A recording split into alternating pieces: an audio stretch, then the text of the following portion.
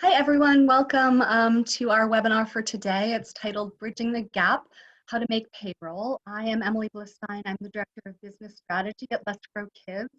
And we'll be joined today for this webinar by Lawrence Miller of Five Vine Consulting, John Holler and April Tuck from Downs Rachlin Martin, Brenda Metzler and Trey Martin from Let's Grow Kids.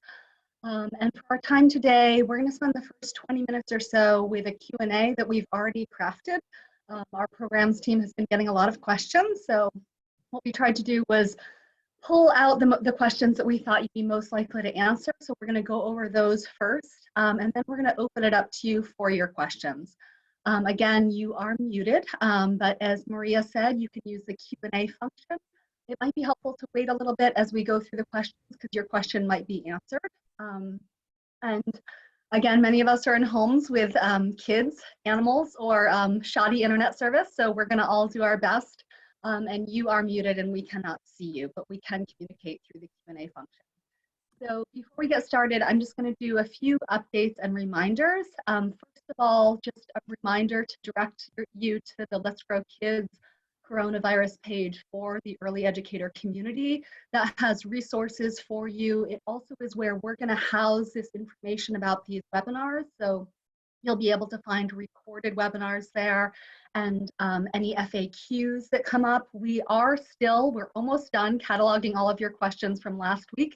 There were over 90 questions and we've worked to distill them down and really offer answers to all of those questions. So those should be up soon in that Let's Grow Kids coronavirus site. We also have a new web form, so that's going to allow you, if you feel like you have a really personal question that you want to ask that doesn't apply to everybody else, it really pertains to your business. Our goal is to match you with one of our consultants for free technical assistance. So there's now a web form up on that Let's Grow Kids coronavirus for early educators website. You can fill in your question right there and we'll work to match you as soon as possible. Second, a really important note that Building Bright Futures and the Child Development Division are doing a series of webinars. The first one is tomorrow. They're going to be, it looks like on Fridays from 1 to 2. So tomorrow, April 10th, April 17th, and April 24th.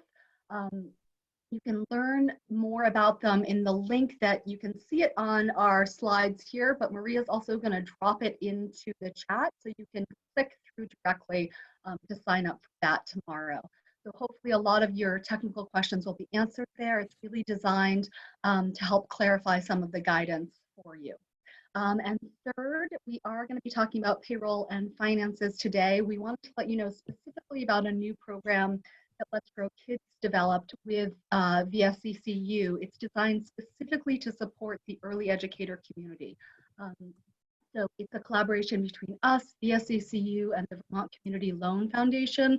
It's really for personal expenses for early educators. So if you're having any problems in household income or meeting your own budget expenses, this is what this loan is for. So it's up to $2,000. It's no interest. Let's Grow Kids is covering the $25 membership fee if you're not a VSCCU member. And we're also covering your first month's loan payment, which if you take out that $2,000 is about $80. So there's more information on VSCCU's member emergency loan page. And again, I think Maria can drop that link directly into the chat as well. So that's all of my updates. So we're going to get started, and we're going to get started with Brenda Metzler, who's going to be asking questions of the panelists designed to get at this issue of payroll. Thank you so much. Thank you, Emily. Welcome, everyone. It's really good to be with you. And these are your questions. So perhaps you weren't the individual who sent this one in, but maybe it's one that's been on your mind. And I'm going to direct them to some of our panelists. I've also told them if I didn't direct one to them, jump in if they have some information. So I'm going to put myself in the position of program director or business manager. My program is open to provide childcare to essential workers. My staff are working harder than ever, and I don't want to have to tell them that I'll pay them eventually. I'm not sure I can cover payroll for my 19 staff to the tune of $25,000, not once, but twice before the first round of state funding comes in sometime around April 20th. My subsidy payment of $7,000 every other week just doesn't cover it. What are my options? Lawrence, can you help us out? Absolutely. The first option is to defer any payments you can. Just stop the cash from going out the door. That's the first thing. And I can't emphasize this enough. Banks and utilities, other big creditors, they're all expecting to be asked, both by businesses and by homeowners. So if you've got some of those liabilities and regular monthly expenses that you can defer, that's first. The second is the promise that the state will pay. That's a really good piece of collateral for a short-term line of credit. So your next best source is going to your bank and having a conversation about that. If they don't have the appetite, if they're an SBA certified lender, they can actually enroll you in a SBA Express loan up to about $25,000 very, very quickly. Thank you. And another plug for the personal loans. So in addition to navigating your childcare business and the employees that you're supporting, you're probably also making tough decisions for your own family and your own personal finances. And so just plugging the Vermont State Employees Credit Union personal loans that are available again. Lawrence, are there any other expenses that you can think of that I could defer? Like, what about holding on to payroll trust payments? Yeah, go ahead. Well, I was going to say that is a change in the law. There's guidance on the IRS website. People can hold on to the quarterly trust payments that they would normally make for Social Security and withheld income taxes and those things. I caution about that because it will be due eventually. It won't be forgiven. So use it as a last chance offer, but it's there. So one other follow-up to that, something you said earlier, and that is, do you have any sort of helpful hints on approaching creditors who I can't pay?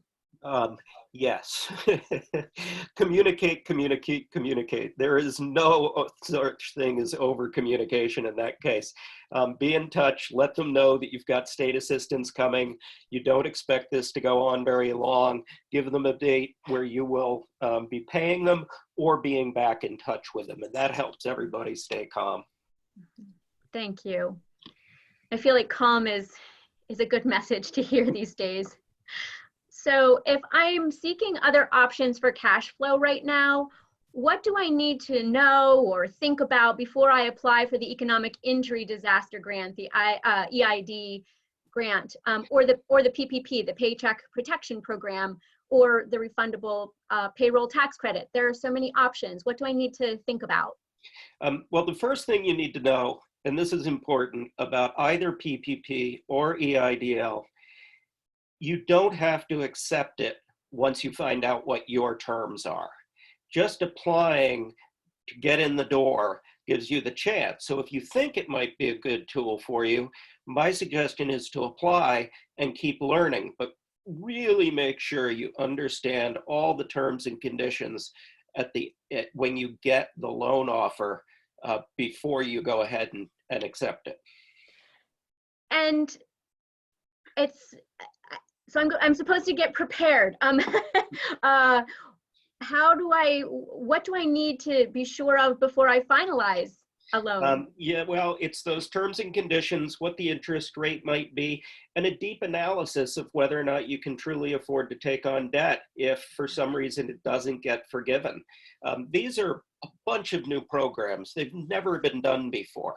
And so we're trying hard to understand the guidance, but the guidance is also evolving quite quickly.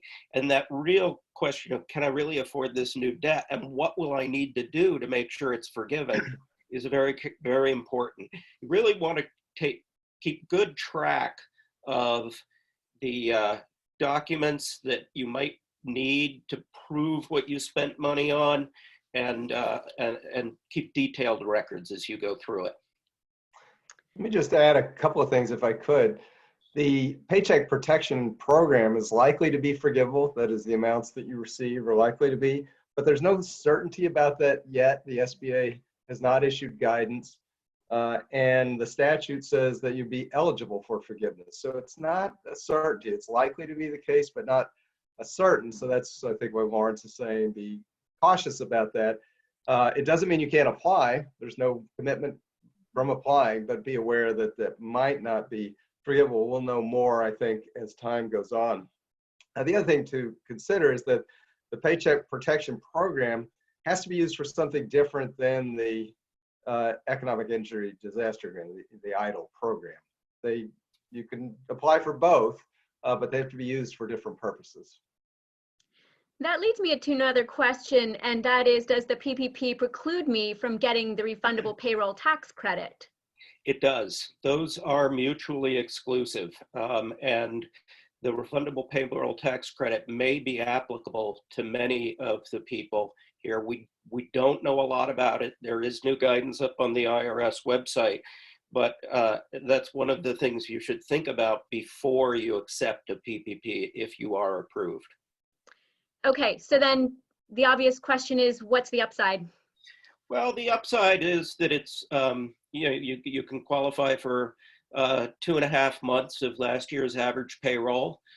You can use up to 25% of it on things like rent, utilities, and mortgage payments. It's expected to pay out quickly, although we haven't seen any payments moving yet. And the loan volume, the application volume is immense. Just a few minutes ago, the Senate came to a stalemate about tipping more funding into that program. I do expect they will eventually fund, but that's just another example of the risks of relying on it. And along with that important note that John mentioned, it may not be forgiven in the end.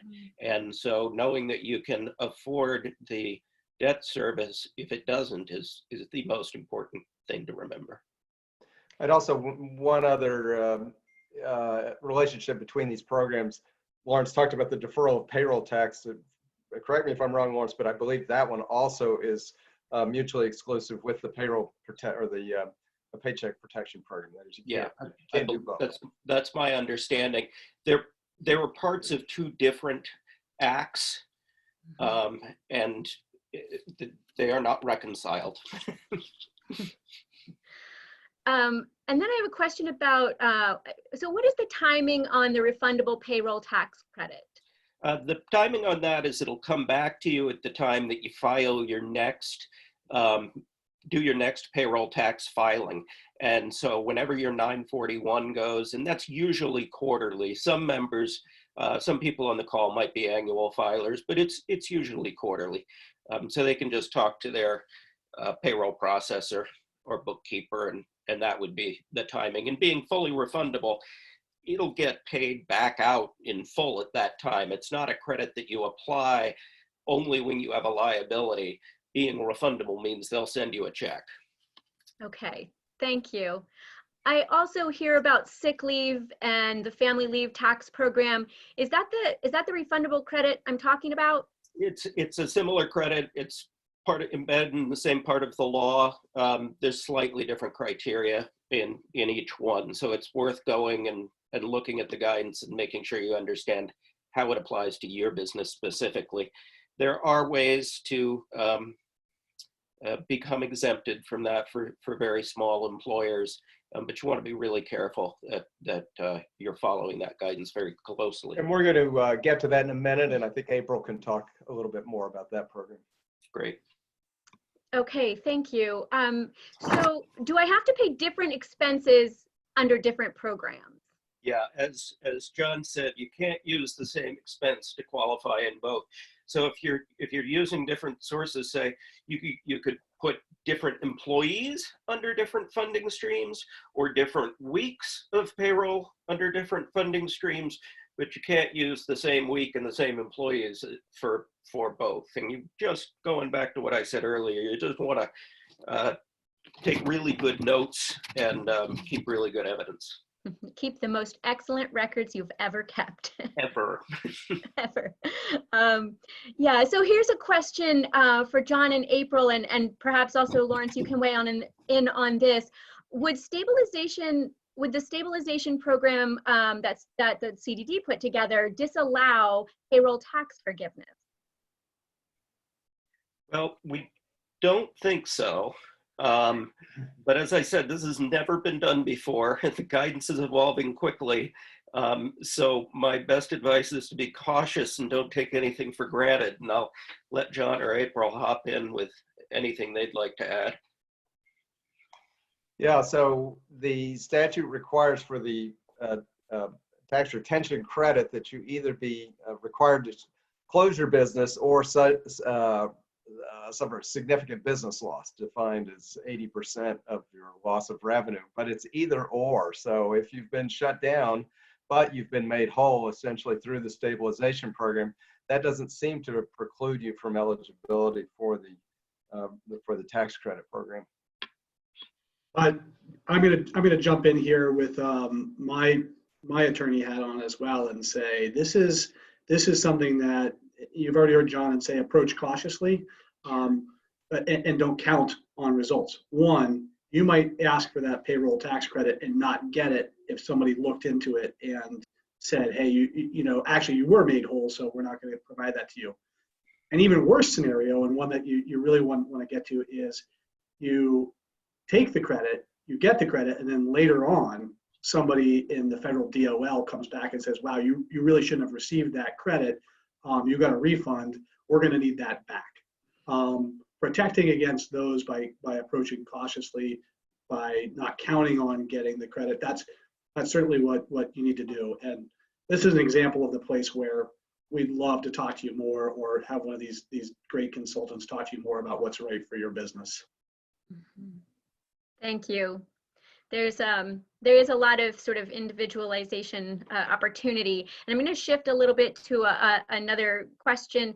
Why isn't the state prioritizing invoices for essential care programs that are open? How am I supposed to buy food for the kids, let alone cleaning supplies and other materials recommended by the CDC? I think having worked in state government in times of disaster, the reality is that this is the schedule that's involved when things are prioritized really highly. And that's just the painful truth. I think you'll get a little more information from CDD tomorrow if you're able to attend that, or watch their webinar afterwards. But you know, these are in many cases ancient computer systems that need to be recoded for something that just isn't in there, and it's just not that easy. Understood. Thank you. John and April, among the various state or federal supports being created right now, which ones can I do while also participating in the stabilization program? Which ones are mutually exclusive? I know you started to address that a little bit earlier, but I'd like to hear more. You know, there are a lot of programs and a lot of interrelationships. One question that comes up regularly is eligibility for unemployment insurance. That program is mutually exclusive with the stabilization program. That is, if the state's paying you to compensate your employees, they are not eligible for unemployment insurance. The payroll or paycheck protection program does not preclude eligibility with the stabilization program. As long as you're able to show harm through the COVID crisis, you're going to be eligible for grants or forgivable loans potentially through the payroll protection program. We talked about the tax credit program. That likely is not also mutually exclusive with stabilization, although there may be questions about that. Other thoughts, Lawrence or Yeah, April? one other thought. This gets even more complicated because there are refundable tax credits in the FFCRA, and there are refundable tax credits in the CARES Act, and they do have different rules. And so when we say that it's important to track down exactly which issues, because there are refundable tax credit to support the paid family leave and sick days, and those are different than the employee retention credits. And so that's where you've got to focus. Thank you. Trey, I have a question for you. If I want to participate in the stabilization program, but I already laid off or furloughed my staff, what do I need to do now? Well, I think Lawrence gave the best advice earlier about any of this. One is stay calm. There's a good answer, and there's a choice here. First, there's a choice about whether you want to provide your employees with a retroactive return to service date. You can do that in a letter to them that goes into their HR file and reinstates them, right back at the day that they were laid off or furloughed or reduced hours. So you can sort of make them whole retroactively. Of course, at that point, you're going to provide back compensation, and if there's benefits that you need to be either putting into a trust for them or paying out to them, that would all have to take place retroactively. So there's some complexity with that. There's also the ability to reinstate people as of your invoice to CDD. And I think, again, this is something that I know CDD will hear questions about and try to address tomorrow in their webinar. But there was an initial closure period, right? And then there's now this extended closure period. And the invoicing and some of the rules changed as of Monday this week. So when you invoice under the current extended closure period, that could be the point at which you reinstate your employees as well. So that they might have been laid off for a period of 2 to 3 weeks prior to the extended closure period, but you reinstate them now and invoice going forward. You couldn't invoice under the initial closure period if they were laid off, but you could now. So I just want to make sure that I followed that. Is an unemployment insurance claim okay if employees were furloughed during initial closure or prior to sending invoices for the extended closure period? Yes, the answer is yes. And the way that the unemployment insurance program works is that an employee is going to go into the Vermont Department of Labor program. They're going to open a claim, and then they file on Lawrence, is it a weekly or a biweekly basis? I'm not sure. I think it is a biweekly basis, but so once they've established themselves in the program, they will then file their claims, and those claims expect them to show what their wage loss is. So if they had wage loss for a period of 2 to 3 weeks, that's compensable. If they are now still in the program, which they will be, they'll still have an open claim. But if you're now paying them on a forward-going basis, they won't show when they file those biweekly claims that there's any continuing wage loss. So they'd be compensated for the period of time where there was wage loss, and then they won't be compensated for the period of time where there isn't. So it's best practice to do it through some kind of a letter that you have a record of. Record keep, as Lawrence said. Communicate. But the UI system will also take care of this because they have to report what their actual wages and wage losses are. Mm-hmm. Yeah. I think one more thing I just want to remind everybody of is that the unemployment insurance program, for a short period of time, it doesn't last forever, but for a short period of time, is very generous because of the federal overlay, that additional $600. And I want to remind you that if that's a direction that's best for your business, then that might be the choice that you make, is not to participate in stabilization, which is your option, and then have you and your employees participate in the unemployment insurance program. But as we've said, that you can't do both. Thanks for that reminder. I'd like to bring April in here. April, if I'm not going to use that program, how do I seek a waiver for the requirement to provide sick leave or family leave supports established under the Families First Act? Okay, thanks, Brenda. So there's an important exemption here. And again, as Lawrence and John and Trey have told you, things are evolving. So employers with fewer than 50 employees, which I believe would be all of you, may qualify for a hardship exemption for leave requested by an employee.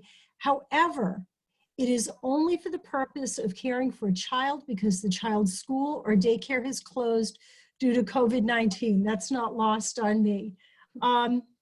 If you have an employee who's requesting leave to care for a child, you can deny that leave request. However, it's really important that you document the following: that providing leave would cause your business to cease operating, okay? that the absence would create a substantial risk to your business's financial health or operational capabilities, and that you wouldn't be able to operate at a minimum capacity due to insufficient workers. Basically meaning that you couldn't get someone else to replace that person. Now, the Department of Labor has asked that folks who are requesting this exemption document it, but you keep it for your own records. You don't have to send it in to the Department of Labor. But again, as both Lawrence and John have emphasized, document, document, document. So at this moment in time, originally, we thought it was for all 6. Now they've given us further advice that it's just for that particular caveat. And that also includes not just the paid sick leave, but the Emergency Extended Family Medical Leave Act, when you take the time to, or you're requesting to take the time to care for a child secondary to their daycare or school being closed. Thank you.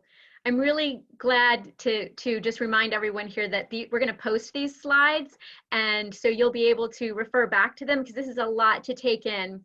I want to pivot to you, Lawrence, with another question about what to do if I or any of my employees are uninsured or underinsured during this time. Is there any help out there to cover medical costs? This is a time when you can completely reevaluate whether or not you feel like you should have insurance coverage if you don't. The exchange is open. There's an open enrollment period, what's called a special enrollment period, up until April 17th.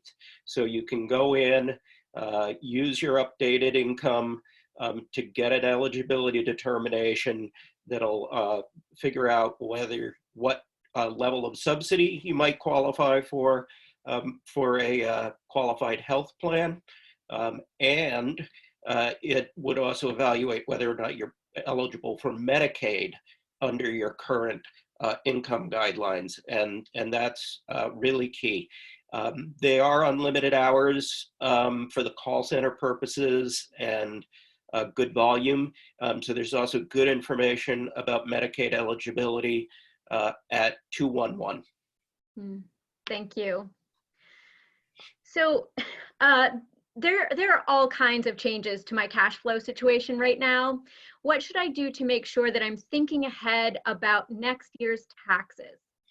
Yeah, it's when we get these deferral options, and there are many deferral options for taxes available from the state and the IRS right now, it's very tempting to take advantage of them. But these can become challenging to come up with that money later in the year.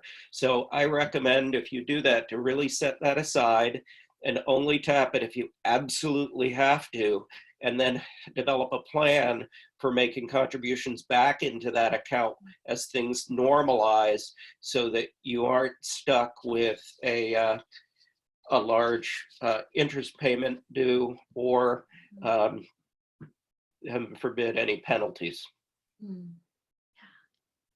Thank you. So this is a lot to digest, and we want to get to some of the questions that you've posed just now.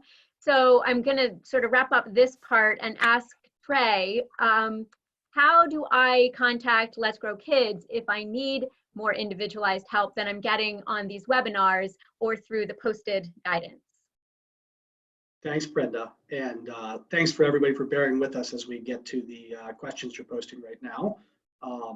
It's absolutely a pleasure to hear our friends and colleagues here answer your first set of questions, and we'd like to do more of that. So the first thing you could do is let us know if there are topics that you'd like us to dive into in a future webinar. It's still our intention to hold these each Thursday through the month of April, and maybe beyond that if the need is still there and the interest is still there from the field. So be in touch with Brenda or me or Emily, any of the team that's part of this, and let us know. We will develop curriculum around questions that you have. But Brenda, you were also asking about individualized questions, and we've mentioned this several times throughout the program. So I want to reiterate something that Emily said at the outset and that we've touched on throughout. We have developed a web form that you can access on our site. We'll also send it to you, all the attendees who are here today, which allows you to identify yourself, identify your question, and ask for that help.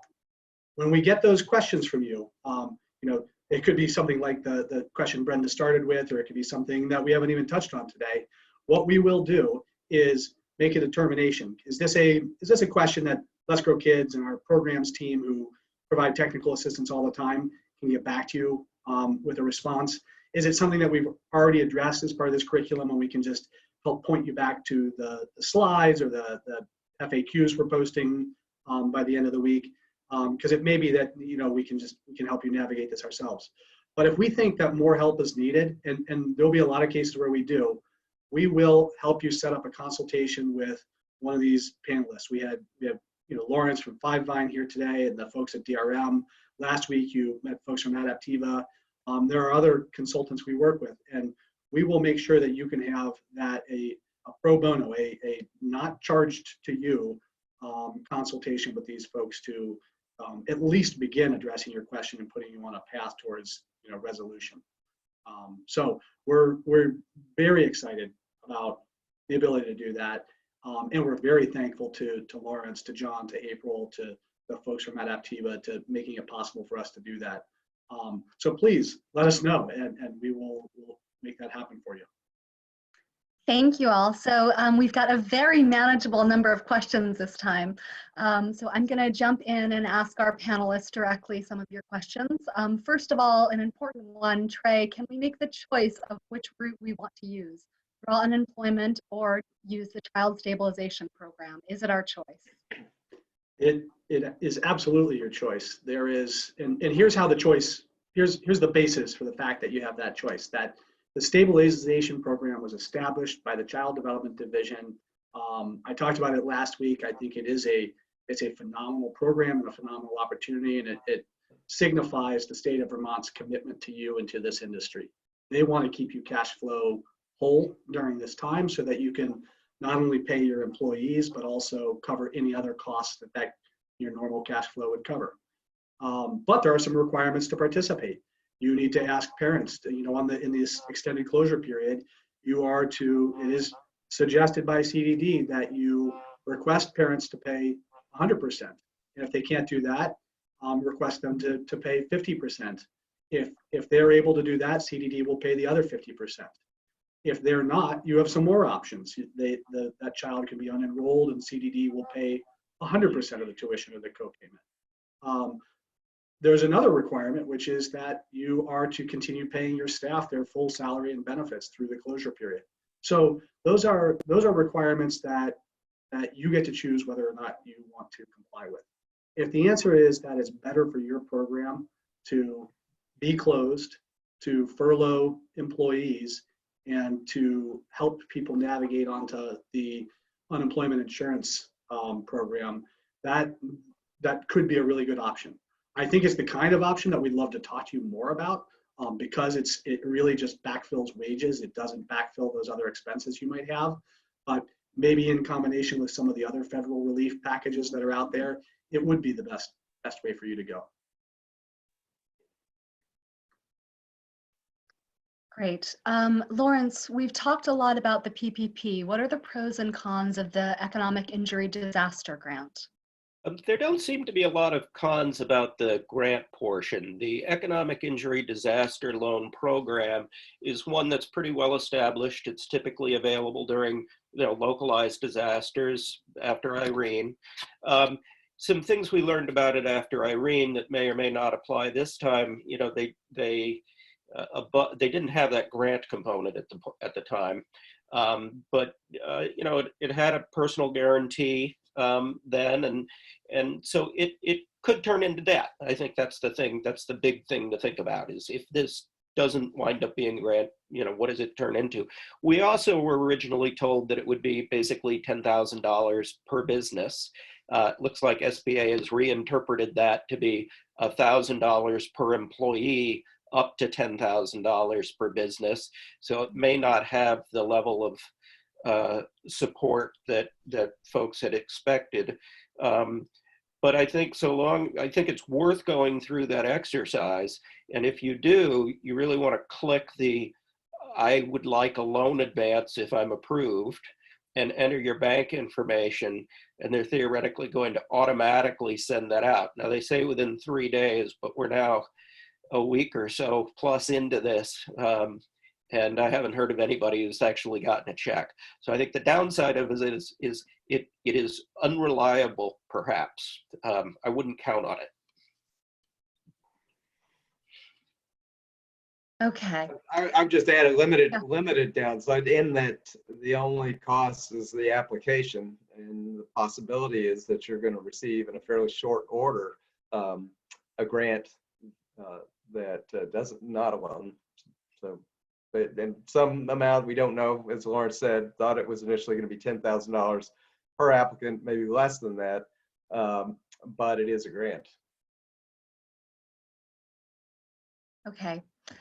What are the options for a brand new program that was supposed to open in April but couldn't because of the pandemic? Rent and utilities began in March, but I can't collect tuition because we weren't actually open yet. I don't qualify for the stabilization program because the school wasn't open yet.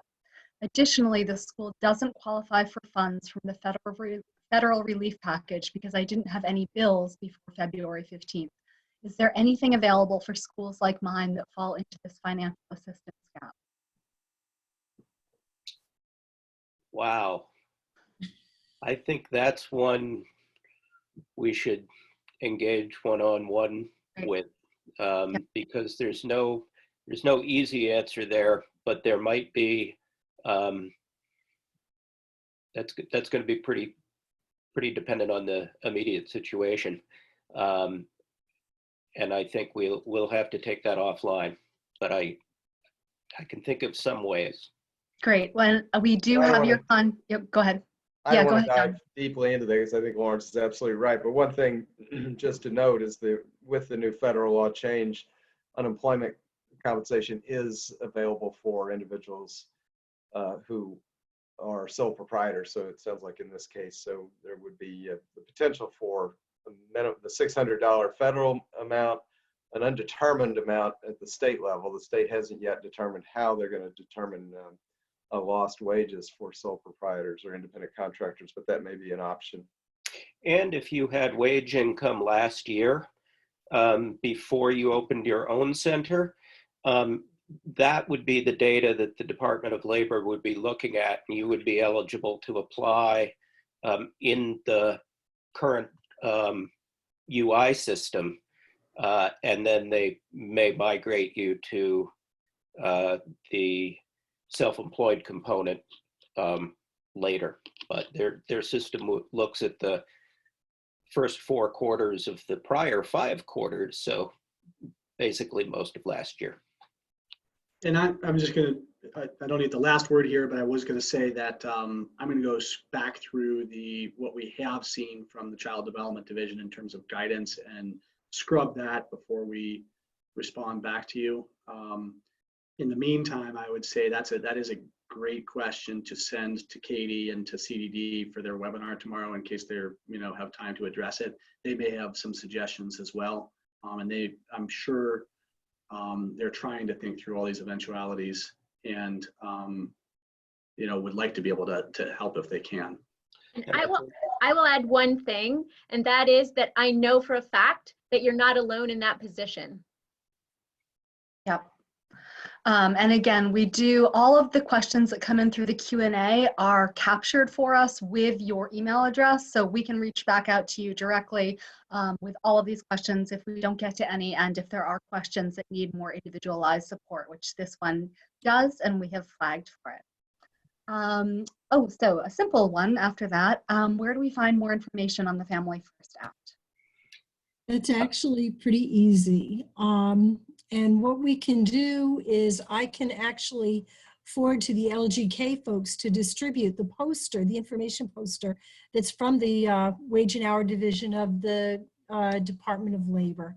So we can get that out to you, and it's in English, so it really is understandable. Does anybody have an easy link to that we can drop in the chat? Maybe Yep. we can do that as we're going along as well. Okay. And our FAQ that's coming out imminently has some information, more information about the Family First Act 2. And we did discuss it on last week's call, which has been recorded. So if you weren't able to attend, you can watch that as well. Yep. Okay, I've emailed the contact person about the initial stabilization grant period. I was told to wait until I've heard back from all families. What do I do if after many attempts to reach families, I'm not given their choice to pay or not? Should I submit the form and take the loss?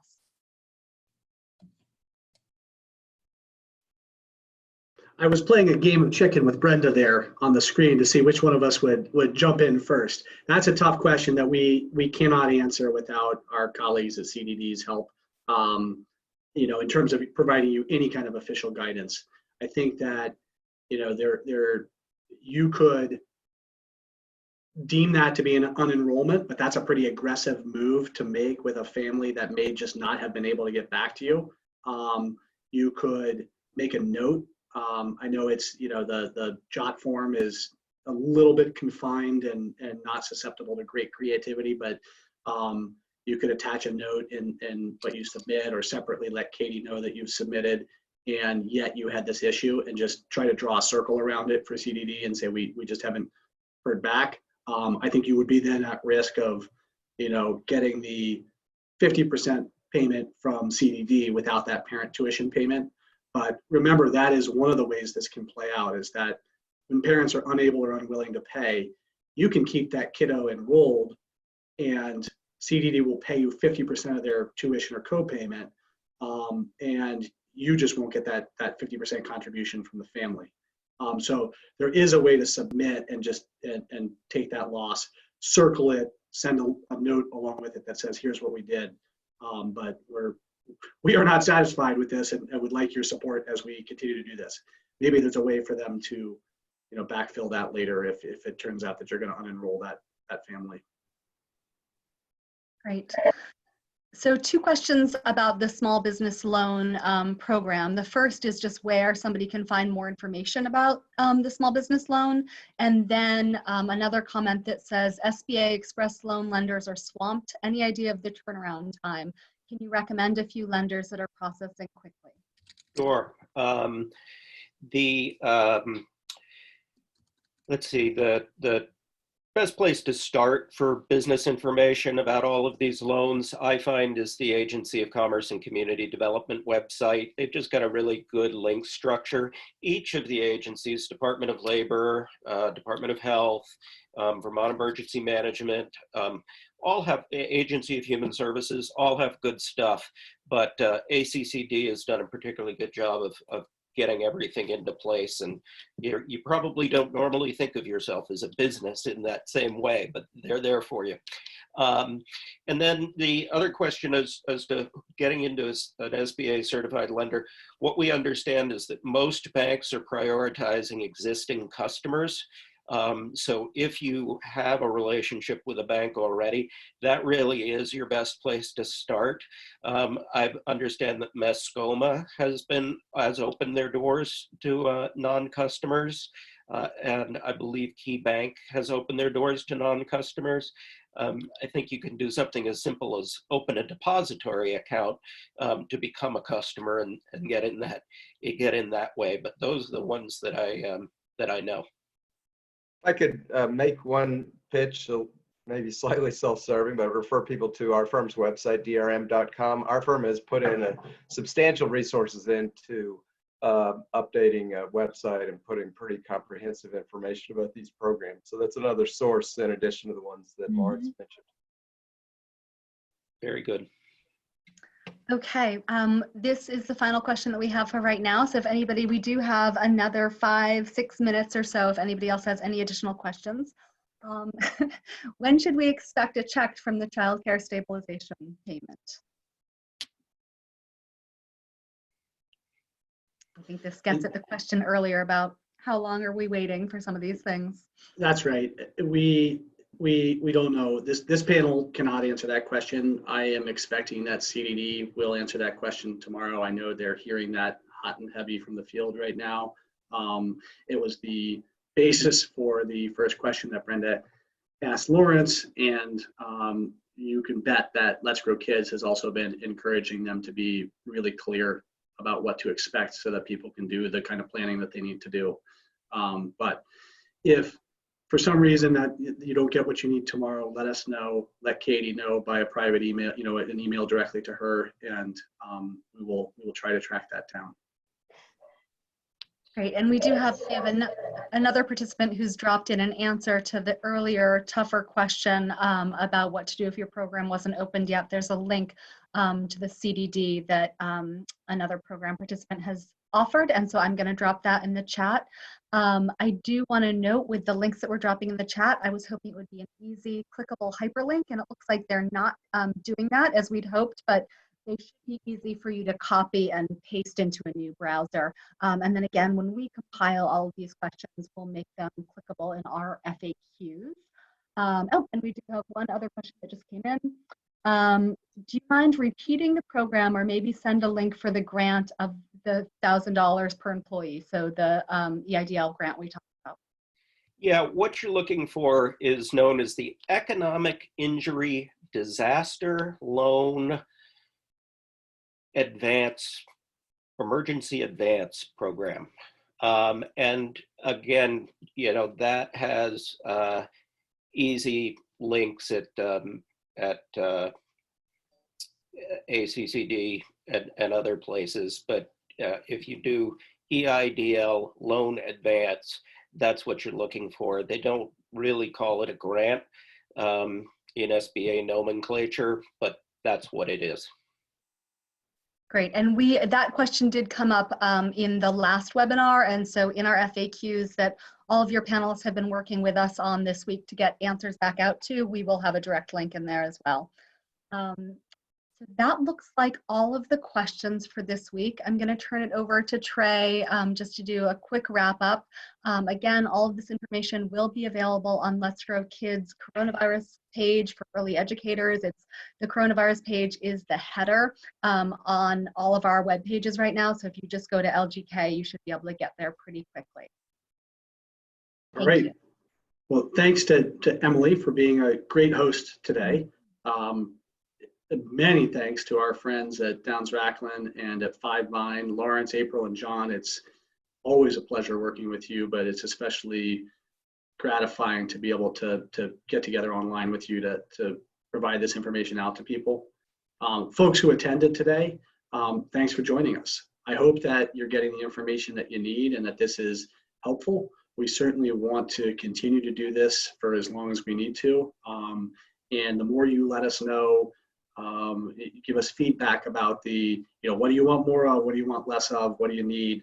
Do you want us to continue to refer back to previous webinars? Do you want us to redo some of those topics and spend 5 or 10 minutes in a future session going back over some of what we covered today or last week? Would you like to know more about healthcare and how to avail yourself of that if you're uninsured or underinsured or you need to help your employees right now?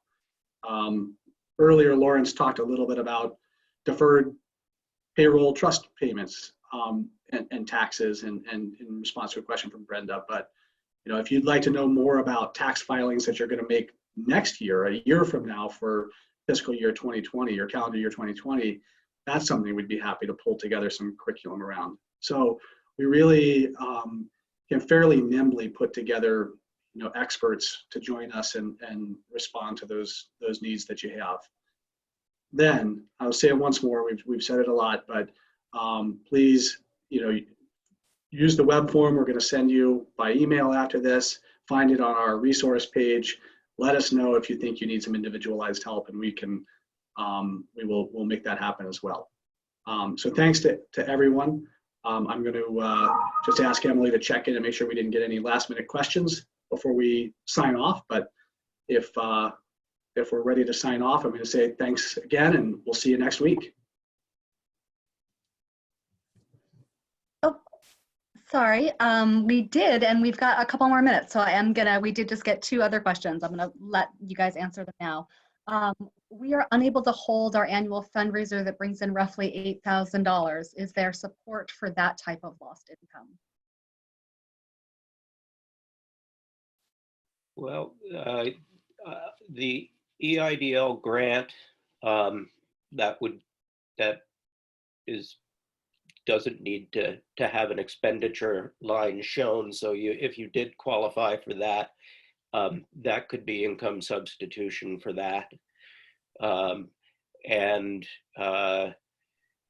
so long as you're meeting all of your payroll, if you found yourself eligible for the PPP, that would be a way also of bringing in a little additional support. But I think what I'm hearing from people, and is that nonprofits will simply have to think about different ways to hold those fundraisers. So I would be creative and get on the phone with some of your parents and some of the people who donate typically and participate, and see if there's a different way of doing that. One of my kids' schools went ahead and did their annual auction online instead, and that was successful. So I think those ways of keeping people engaged, because you also don't want to break the donor cycle. They're used to giving you money on a regular basis. So to the extent that they can participate, you know, I urge you to see if there's a way to continue. And it sounds like this particular event may not, so there may be some new brainstorming happening around ones that were in-person events. A last question, how are providers who have closed covering the loss of income from the food program?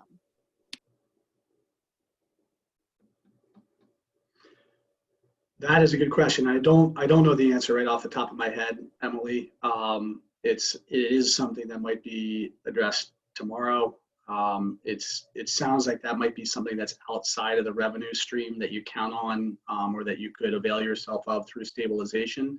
So we will note it and we'll get back to you if we can find an easy answer, or we will let our friends at the division know that that's something folks are concerned about out there. And sorry we don't have that on the tip of our tongue today. Yeah, we can reach out to some of our food colleagues as well to see if there's anything easy. Okay, now our second round of questions is complete. We do want to thank all of our panelists, and we really want to thank all of you, those of you who are staying open to do emergency care, and those of you who have closed. It's so valuable to the state that you are doing everything you can to make sure that you can continue and that you can open your doors again when this time is over. So our sincere thanks to all of you. And this webinar will be posted on our coronavirus early educator website. It looks like usually within about 24 hours. And resources are coming every day. So thank you all again, and enjoy the rest of the day. Thank you.